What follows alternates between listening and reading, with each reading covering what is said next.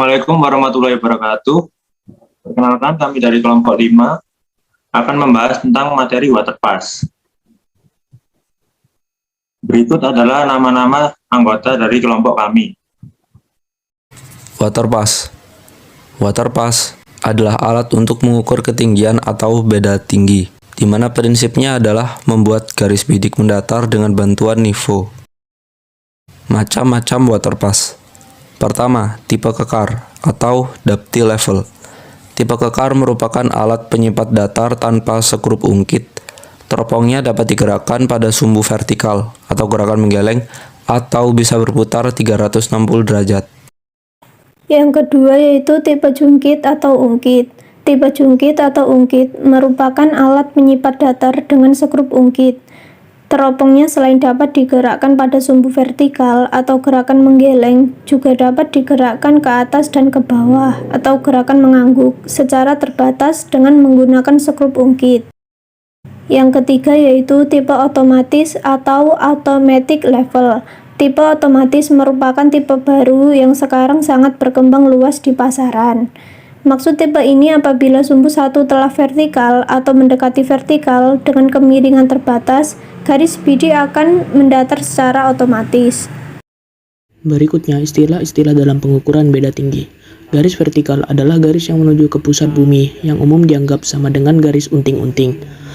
Lanjut, mean sea level atau MSL adalah hasil rata-rata dari permukaan laut tiap-tiap jam selama jangka waktu yang lama.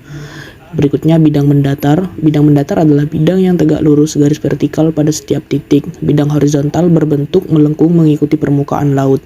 Berikutnya datum. Datum adalah bidang yang digunakan sebagai bidang referensi untuk ketinggian, misalnya permukaan laut rata-rata. Berikutnya elevasi. Elevasi adalah jarak atau ketinggian yang diukur terhadap bidang datum. Berikutnya slack. Slack adalah satu kali alat berdiri untuk mengukur rambu muka dan rambu belakang. Seksi adalah suatu jalur pengukuran sepanjang kurang lebih 1-2 km yang terbagi dalam slack yang genap dan diukur pulang pergi dalam waktu 1 hari. Berikutnya benchmark atau MK adalah titik yang tetap yang telah diketahui elevasinya terhadap datum yang dipakai untuk pedoman pengukuran elevasi daerah sekelilingnya. Yang terakhir adalah NIVO. NIVO adalah suatu alat untuk keperluan membuat mendatar atau mendatar suatu garis lurus, membuat suatu bidang letaknya mendatar, membuat tegak suatu garis lurus. Metode sifat datar memanjang atau differential leveling. Sifat datar memanjang dilakukan apabila jarak antara dua buah titik yang akan ditentukan beda tingginya terlalu jauh, sehingga rambu tidak dapat langsung dibaca dengan jelas dan teliti atau keadaan lapangan sedemikian rupa sehingga garis bidik tidak dapat memotong garis skala rambu ukur. Karena jatuh di atas atau di bawah rambu ukur, maka terpaksa jarak antara dua buah titik tersebut dibagi menjadi jarak-jarak yang lebih pendek. Syarat-syarat pengukuran sifat datar memanjang. Yang pertama, banyaknya slack tiap seksi harus genap. Slack adalah jarak antara dua tempat di mana didirikan rambu ukur. Seksi adalah jarak antara dua titik yang akan ditentukan beda tingginya. Yang kedua, sebelum dan sesudah pengukuran harus dilakukan pemeriksaan garis bidik. Yang ketiga, pengukuran beda tinggi dilakukan pergi pulang. Sebaiknya pengukuran pergi dimulai dari jam 6 sampai jam 11 siang. Untuk pengukuran pulang, sebaiknya dilakukan jam setengah 2 atau 13.30 sampai dengan setengah 6 atau 17.30. Untuk yang keempat, masing-masing pengukuran tiap slack dilakukan double stand atau diubah alatnya ke kiri ke kanan atau ke muka ke belakang. Yang kelima, pengukuran satu seksi harus diselesaikan dalam 1 hari. Yang keenam, diusahakan tiap seksi memenuhi syarat jumlah jarak belakang sama dengan jumlah jarak muka. Syarat-syarat pengukuran sifat datar memanjang. Yang ketujuh, pembacaan selalu dilakukan dari rambu belakang baru ke rambu muka.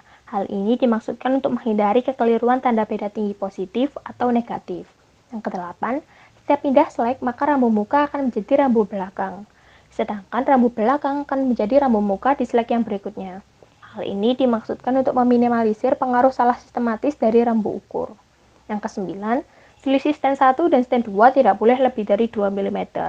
Yang ke-10, jarak antara rambu dengan alat ukur dihitung secara optis, dan jarak sendiri terbagi menjadi 2. Yang pertama, jarak belakang dengan rumus DB sama dengan 100 dikali by A belakang dikurang BB belakang. Yang kedua, jarak muka dengan rumus DM sama dengan 100 dikali BA muka dikurang BB muka. Dan untuk syarat yang ke-11, rambu harus diletakkan tegak lurus di atas titik, pilar, atau tatakan rambu ukur. Dan untuk syarat yang terakhir adalah menghitung beda tinggi dengan rumus delta H sama dengan BT belakang dikurang BT muka, di mana delta H adalah notasi beda tinggi, BT belakang adalah bacaan benang tengah rambu belakang, dan BTMK adalah bacaan benang tengah rambu muka. Nah, ini adalah gambar pemeriksaan garis bidik. Selanjutnya adalah pemeriksaan garis bidik. Bagaimana yang dilihat pada gambar, terdapat dua alat di kedudukan pertama dan kedua. Dari sini kita akan menurunkan kesalahan garis bidik atau tangan A sebagai berikut. Di kedudukan pertama, delta HAB sama dengan B1 aksen dikurangi M1 aksen sama dengan dalam kurung B1 dikurangi B1 aksen dikalikan B1 tutup kurung dikurangi M1 dikurangi M1 aksen dikalikan M1, maka sampai didapat persamaan pertama, yaitu B1 kurangi M1 sama dengan DB1 dikurangi DM1 dikalikan dengan tangan A. Di kedudukan kedua, delta HAB diketahui delta HAB sama dengan B2 kurangi M2 dikurangi DB2 kurangi DM2 dikalikan dengan tangan alfa. Itu adalah persamaan kedua. Dari persamaan satu dan kedua, maka diperoleh B1 dikurangi M1 dikurangi DB1 kurangi DM1 tangan A sama dengan B2 dikurangi M2 dikurangi DB2 kurangi DM2 tangan alfa. Maka tangan A sama dengan B1 kurangi M1 dikurangi B2 kurangi M2 per DB1 dikurangi DM1 kurangi jarak B2 kurangi jarak muka kedua. Tangan di sini adalah kesalahan garis bidik. Maka koreksi garis bidik yang perlu diberikan pada pengukuran beda tinggi adalah pada pengukuran pergi delta H aksen sama dengan delta H pergi ditambah jumlah jarak belakang dikurangi jumlah jarak muka dibagi dengan jumlah slack dikalikan dengan min tangan alfa.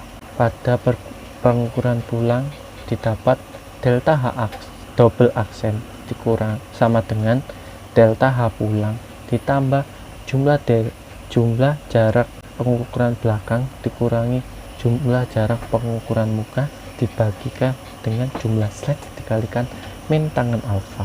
Jadi beda tinggi definitif delta H sama dengan setengah buka kurung delta H aksen ditambah delta H double aksen tutup kurung. Contoh soal 1. Diketahui tabel data berikut. Tentukan jarak dan beda tinggi dari data di atas. Pembahasan soal 1. Yang pertama mencari jarak. Jarak belakang sama dengan 100 dikali BA belakang minus BB belakang. Jarak muka sama dengan 100 dikali BA muka minus BB muka. B0 belakang sama dengan 100 dikali 6,225 minus 5,189 sama dengan 103,6. P0 muka sama dengan 100 dikali 5,382 minus 5,223 sama dengan 15,9. P1 belakang sama dengan 100 dikali 5,441 minus 5,351 sama dengan 37,7. P1 muka sama dengan 100 dikali 5,382 minus 5,223 sama dengan 6. P2 belakang sama dengan 100 dikali 5,212 minus 5,033 sama dengan 17,9. P2 muka sama dengan 100 dikali 5,589 minus 5,448 sama dengan 14,1. P3 belakang sama dengan 100 dikali 5,884 minus 5,572 sama dengan 31,2. P3 muka sama dengan 100 dikali 5,564 minus 5,421 sama dengan 14,3. Mencari beda tinggi. Delta H sama dengan BT belakang minus BT muka. P0 delta H sama dengan 5,707 minus 5,3025 sama dengan 0,4045. P1 delta H sama dengan 5,2335 minus 5,381 sama dengan minus 0,1475. P2 delta H sama dengan 5,1225 minus 5,5185 sama dengan minus 0,396.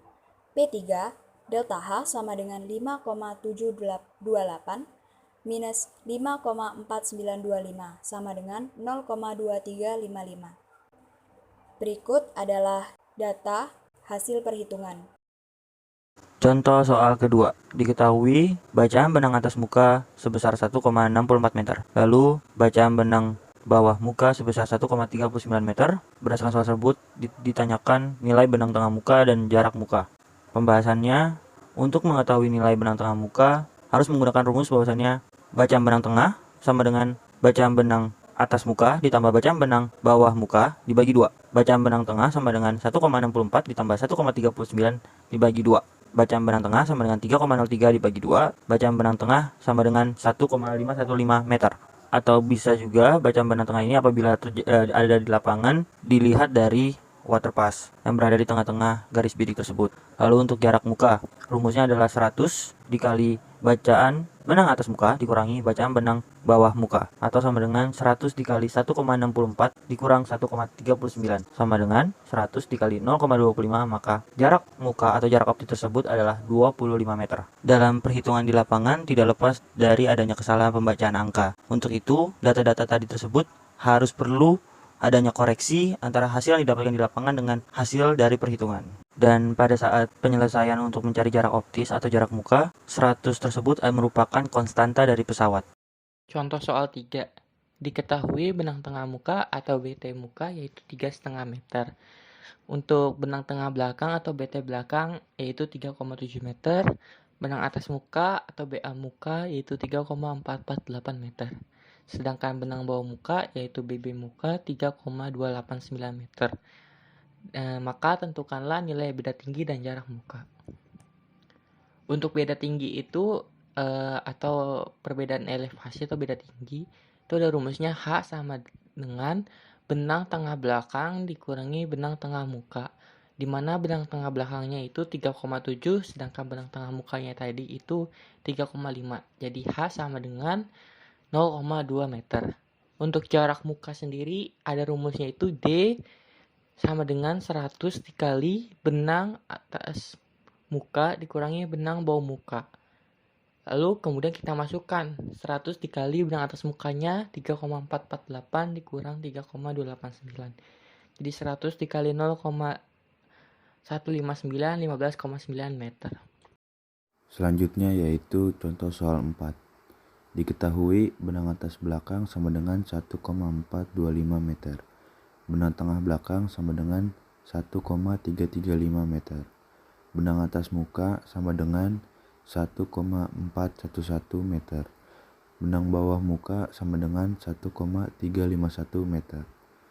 Tentukan nilai jarak belakang dan beda tinggi. Selanjutnya yaitu pembahasan soal nomor 4. Yang pertama yaitu menentukan jarak belakang. BB belakang BB sama dengan benang tengah belakang dikurang dalam kurung BA belakang dikurang BT belakang sama dengan 1,335 dikurang dalam kurung 1,425 dikurang 1,335 sama dengan 1,335 dikurang 0,09. BB sama dengan 1,245 meter. Selanjutnya yaitu jarak belakang. DB sama dengan 100 dikali dalam kurung B benang atas belakang dikurang benang bawah belakang sama dengan 100 dikali 1,425 dikurang 1,245 sama dengan 100 dikali 0,18. DB sama dengan 18 meter. Selanjutnya itu menentukan beda tinggi. BT sama dengan BA muka ditambah BB muka dibagi 2. sama dengan 1,411 ditambah 1,351 dibagi 2 sama dengan 2,762 dibagi 2. BT sama dengan 1,381 meter. Selanjutnya menentukan beda tinggi atau delta H. Delta H sama dengan benang tengah belakang dikurang benang tengah muka sama dengan 1,335 dikurang 1,381. Delta H sama dengan minus 0,046 meter. Sekian presentasi dari kelompok kami, kelompok 5. Apabila ada salah kata, mohon maaf sebesar-besarnya. Terima kasih. Wassalamualaikum warahmatullahi wabarakatuh.